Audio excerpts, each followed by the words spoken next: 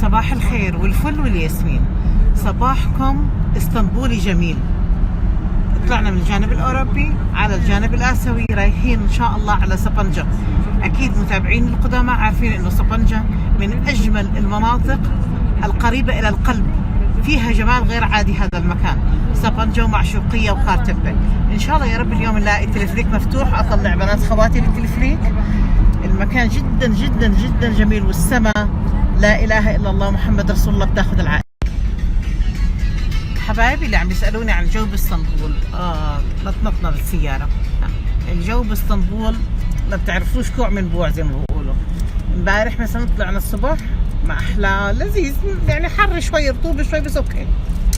فجأة وبدون سابق انذار مطر مطر مطر. أنا ما شفت زي مطر امبارح، ما شاء الله لا قوة إلا بالله. بعد ساعة ونص من المطر تقريبا شو صار؟ اختفى المطر، اختفى تماما، ولا كأنه كذب اللي كان. حبايبي طبعا اغلب المتابعين خصوصا متابعين القدامى بيعرفوا اني انا اشبه بالمستحيل اني اجي بفترة الصيف، بس طبعا لظروف انه والدتي وخواتي حابين يجوا فجيت معهم. في نصيحة كثير كثير كثير كثير مهمة لازم احكي لكم اياها. ارجوكم ما توصلوا على البلد بدون ما يكون عندكم حجز الفندق تاعك لازم يكون محجوز قبل ما توصل. عم بشوف يعني يا حرام عم بيتصلوا ناس بأبو مصطفى، يا اما في ناس بدهم يجوا هلا ما في حجوزات، او اذا موجود حجوزات فهي غالية جدا جدا جدا، او يعني بده ليلة مثلا، في ناس بدها ليلة وبعدين يروح يدور، او عجبه الفندق بده يقعد اكثر. ما في، عن جد مش معقول الزحمة ما شاء الله لا قوة الا بالله. انا متهيألي ما فيش سايح في العالم الا قاعد في اسطنبول هالكم يوم. فديروا بالكم بالنسبة لحجز الفنادق تحديدا، حتى حجز السواقين ديروا بالكم، لازم تكون مظبط امورك قبل ما توصل، لا توهق نفسك انت وعيالك. وارجوكم لا تسمعوا لبعض الاقلام اللي بتكتب وتقول لا تعال احجز ليلة بس وشوف على عينك. ايش تشوف على عينك؟ بالصيف احنا لو بالربيع لو بالخريف انا بقولكم ممكن، بس بالصيف ما مش معقول الزحمة يا جماعة. قسما بالله امبارح لو شفتوا السوق المصري شو في عالم، لو شفتوا أورتوكوي يا إلهي، حس العرب كلها قاعدة هناك بأورتوكوي. بيبعتوا لي بيقولوا لي إنه أبو مصطفى أحيانا بيكون هو، أحيانا بيبعت حد ثاني. طبعا أبو مصطفى إنسان واحد بده يلحق على مين ولا على مين، ما شاء الله لا قوة إلا بالله يعني. فإذا هو مشغول أكيد ببعت حد غيره، أكيد أكيد أكيد، واللي ببعته كمان أكيد بيكون شخص موثوق فيه. كمان حبايبي شغلة مهمة، اللي بده يسأل عن الأسعار يتواصل مع أبو مصطفى مباشرة. أبو مصطفى ما بيشتغل عندي، أنا بروح سياحة زيكم يا حبايبي. وصلنا أول شيء معشوقية، لأنه الصبايا بدهم يروحوا على الزيب لاين ولا الدبابات. وصلنا على فندق لذيذ عنده اللهم صل على سيدنا محمد شلال. جابوا لنا الكراسي والطاولة حطوها على الشلال. ابو بكر شو غزال ما شاء الله. هاي ام بكر يا جماعة وابو مصطفى. طبعا في قعدات فوق بتجنن، هلا بصور لكم اياها، بس عشان ماما قاعدها هون عند الشلال احلى.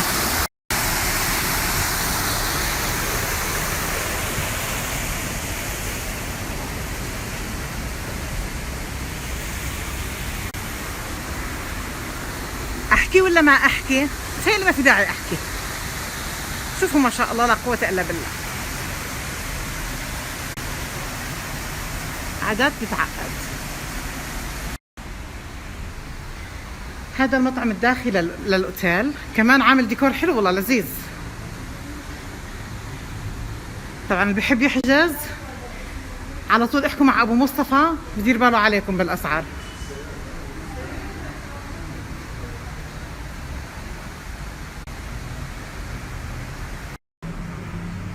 وهاي كمان قاعدة ثانية،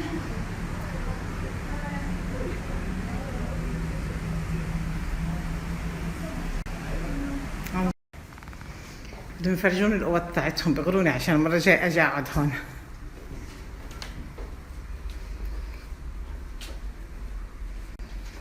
يعني غرفة بتكفي ل3 أشخاص هاي اللي فرجوني إياها. بس أحلى ما فيها على فكرة هي فيها مكيف، بس هون فعلا ما بتحتاجوا مكيف. شوف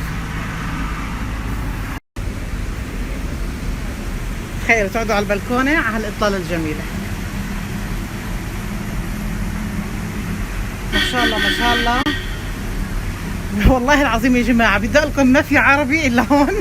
زي امبارح أرتكل مش عارفة مش ضايل حدا عنا. ما شاء الله لا قوة إلا بالله. شوف الحمام شاور، نظافة عندهم عالية. اللي جايين شخصين لحالهم هاي غرفة بس لشخصين، بس ما فيها بلكونة هاي، بس طبعا في شباك والإطلالة برضه على برا، بس في شباك طبعا بيفتح قصدي. طبعا في عندهم غرف أكبر بكتير من هيك، بس هلا مشغولين ما شاء الله فيها ناس. فرجونا الغرف، وزي ما قلت لكم في غرفة بتوسع ل4 أشخاص مع بلكونة كبيرة عندهم، بس هلا فيها ناس ما شاء الله. يعني المكان بجنن. مامتي حبيبتي الله يسعدها ويخلي لي اياها. طبعا الاوتيل على فكره قريب من مطعم وادي، وقريب من المركز تبع معشوقيه الزيب لاين والدبابات وهالحكي.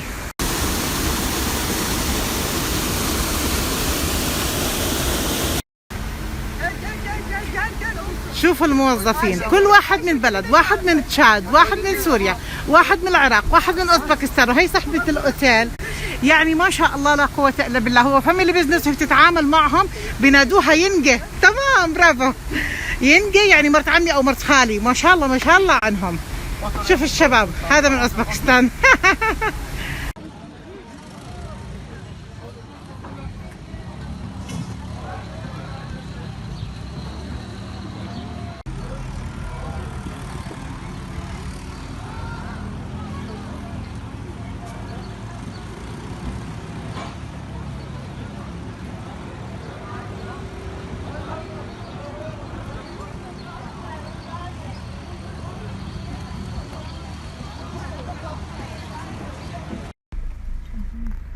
مساءكم سعادة كمان مرة.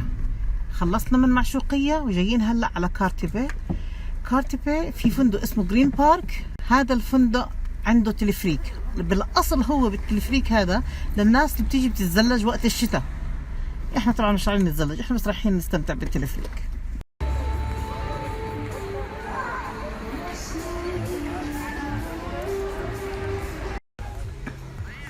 جوتي حدا واقع وطلعنا بالتلفريك اخيرا. سبحان الله كم مره نيجي ويكون مسكر. الحمد لله اليوم فاتح. كمان شايف يجيكم فوق مع احلى المنظر. المكان عالي عن جد، متوقعتش يكون عالي هيك. هي اختي عم تحاول تقلدني قال.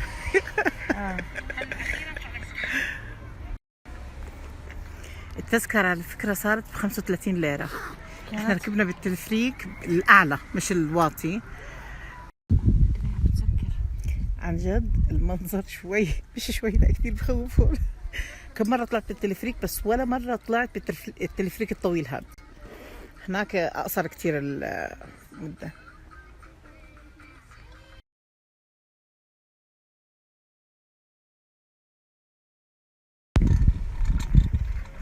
لما تيجوا هون على سبنجة لازم تطلعوا على كارتب ولازم تطلعوا بالتلفريك. واذا كان هذا التلفريك الطويل مفتوح كتير احلى صراحة من التلفريك الصغير. هذا التلفريك الكبير كتير ممتع. في هيك يعني شوي احيانا بخوف شوي بس حلو. اللي شايفينه هناك المبنى اللي لونه احمر كرميدي هيك، هذا فندق جرين بارك، وهذا كل المكان تابع لفندق جرين بارك. اللهم صل على سيدنا محمد. المنظر خيال. ما بعرف اذا مبين من عندكم ولكن بجنن المنظر بجنن. ما شاء الله لا قوة الا بالله.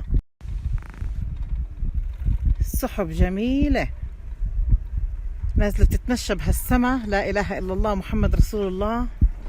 جمال غير عادي.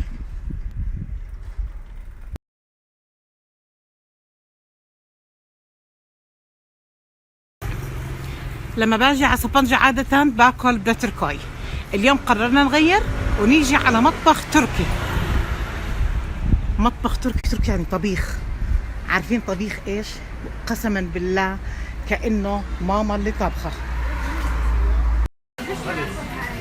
معلم الشاورما والطباخ، وهذا الختيار كولاي جالسون. حقول لكم احنا ايش طلبنا اكلات وطلعت عجيبه. الفاصوليا مو طبيعيه حقيقه، كثير كثير طيبه. تفضل تسلمي حبيبتي. كفته باللبن حقيقه طيبه جدا. الكفته هون كمان كثير كثير كثير طيبه. واخذنا باذنجان محشي، بس مش عارفه هلا مش موجود منه. باذنجان محشي بالمشروم والجبنه، بعقد كثير طيب. شكرا درم. طبعا اكيد اغلبكم بيعرفوا انه هون الاتراك كثير عندهم حلوى القرع، بحبوها كثير ومشهوره عندهم. واضح انه هون المطعم كمان عنده زاكيه. وقبل شوي دوقنا من حلوى ايش بسموها؟ نسيت اسمها، اللي هي سنيد. رائعه رائعه رائعه.